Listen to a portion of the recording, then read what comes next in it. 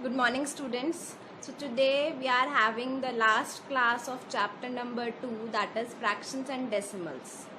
Tomorrow we are going to revise all of the main pointers of this chapter, but today we are going to finish the last exercise 2.9.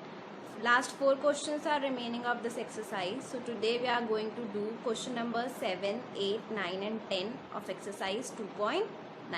So let's start our class for today. Question number 7 of exercise 2.9 is, Sarita cuts 49.5 meter of cloth into pieces of 1.5 meter each.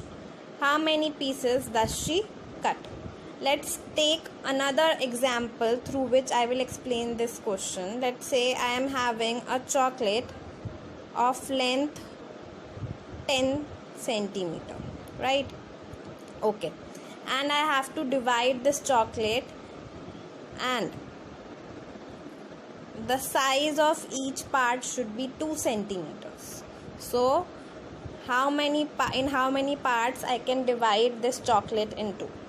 As you can see here, I have to cut it into 2 centimeter parts. Okay, so this is 2 centimeter, again 2 centimeter, 2 centimeter and 2 centimeter. How many parts did I get? I get 1, 2, 3, 4, 5 parts, right? And each part is of 2 centimeter. So by this example you can see that if I divide the whole chocolate's length by the length of each part, what I will get? I will get number of parts, right? So in this example also I am having the total length of the cloth and I am having the length of each part. So if I divide both of these numbers, I will get my answer, that is the number of pieces. Okay, so let's move on to the question now. Number of pieces will be equals to total length of the cloth divided by length of one piece. 49.5 divided by 1.5. Now whenever you divide two decimal numbers in which dividend and divisor both are decimal numbers, what we will do, we will see that in our divisor, right, you can see in our divisor I am having 1.5. After decimal point in my divisor I am only having one digit.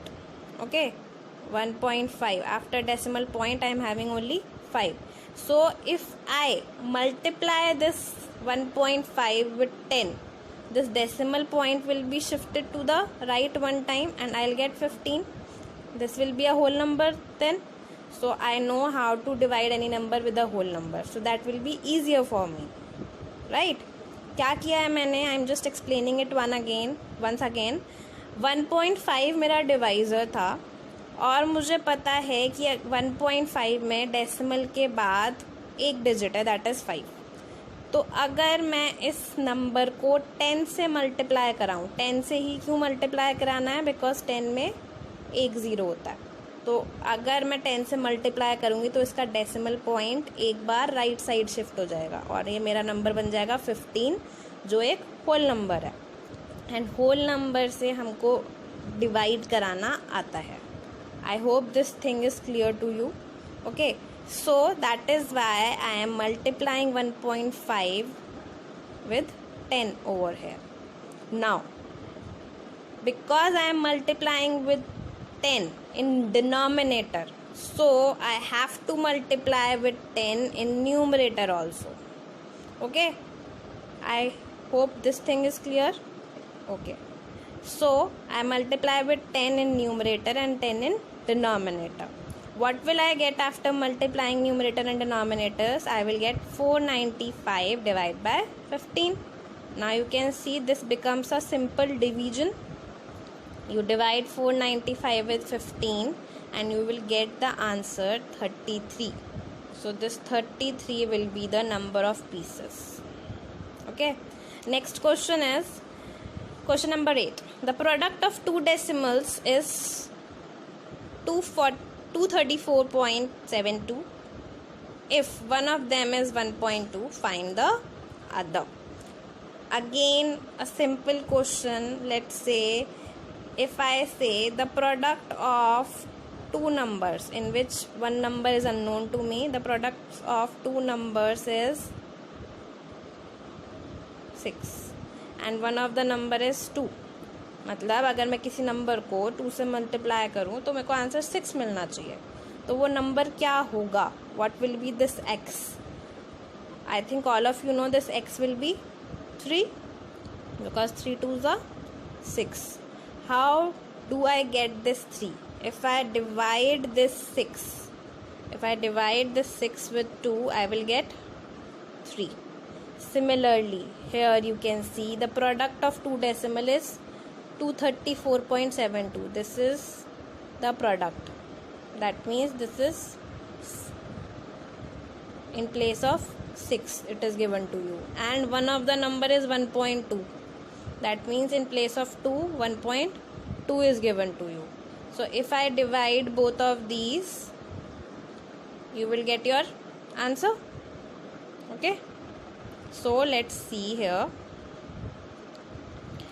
If I take another number as x, okay, so x into 1.2 will be equals to 234.72, right? Now if I divide this 234.72 with 1.2, I'll get my value of x.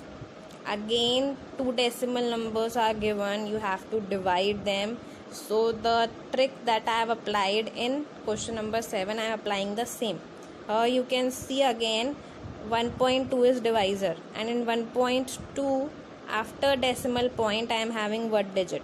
So if I multiply this 1.2 with 10, my decimal point will be shifted to the right side one time, and I will get what?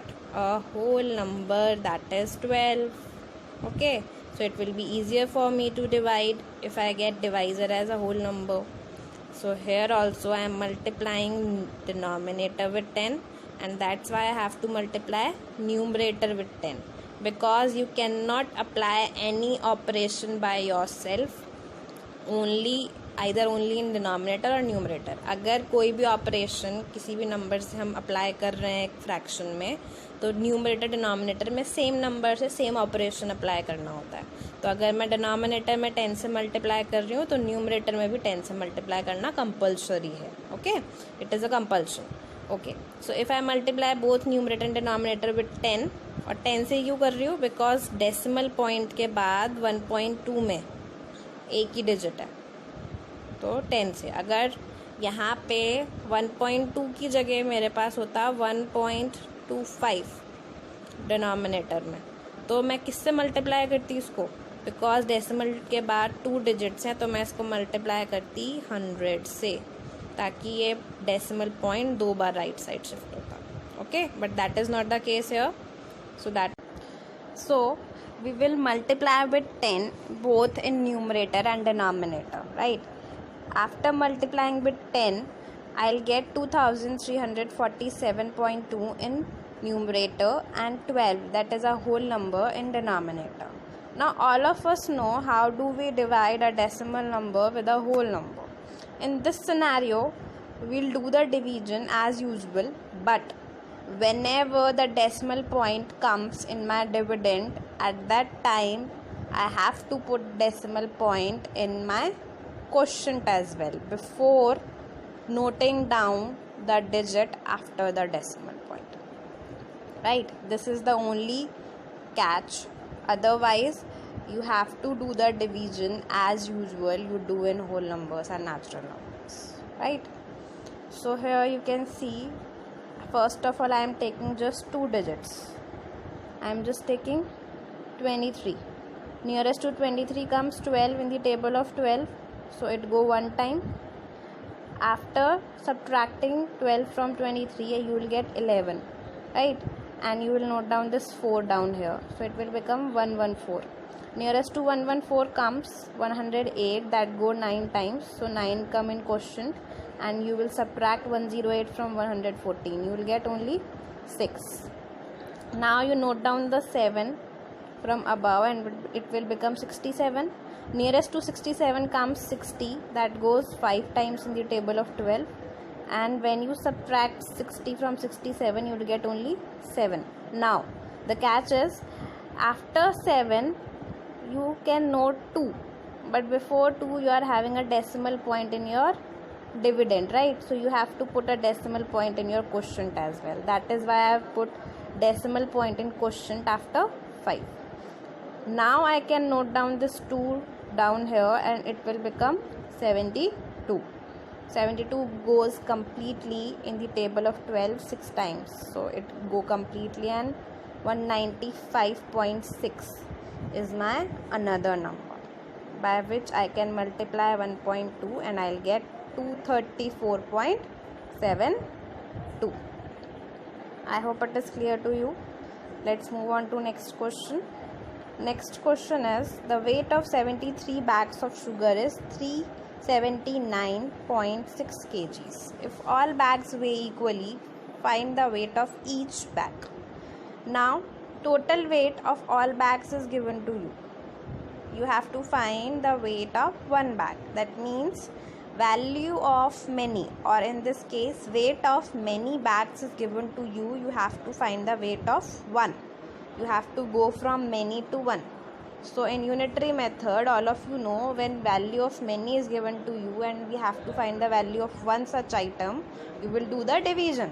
So here also I will divide total weight with number of bags, right? So here I do the division. You can see here divisor is already a whole number, so this will be easy for you. Here you can see I have already done the division, but I am explaining you it once again. 379.6, and you have to divide this with 73. Now you can see in the table of 73, first of all you have to take all three of number, because if you will take only these two, 37 is not divisible by 73, right? So you have to take all three numbers together. Nearest to 379 comes 365 in the table of 73. So it will go 5 times, and here 365 will be there. To subtract them, you will get 1 and 4. Now in dividend, decimal point comes. Here is the decimal point. So in quotient also you have to put a decimal point. Then only you can note down this 6. Okay, 146 is completely divisible 2 times. So my answer is 5.2. Okay, you can see the weight of each bag will be 5.2 kgs.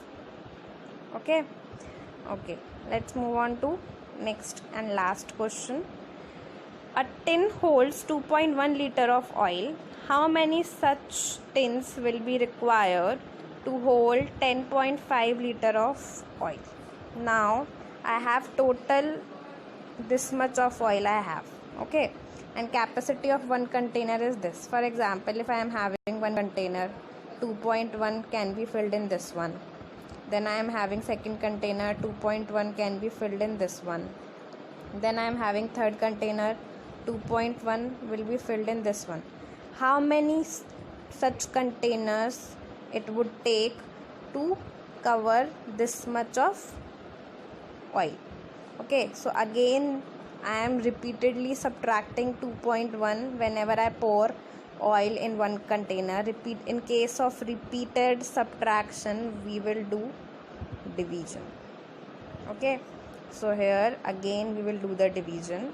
Total oil is this much and capacity of one container is this much. When you divide 10.5 with 2.1, both of these are decimal numbers, right? So again we will see in divisor you are having one digit after decimal point. This is my decimal point. You are having one digit after decimal point, so you have to multiply with 10. So in numerator also you have to multiply with 10. Whenever you multiply numerator and denominator with 10, in this scenario you will get 105 divided by 21. Both are whole numbers, you can easily divide them. You will get the answer, that is equals to 5/10.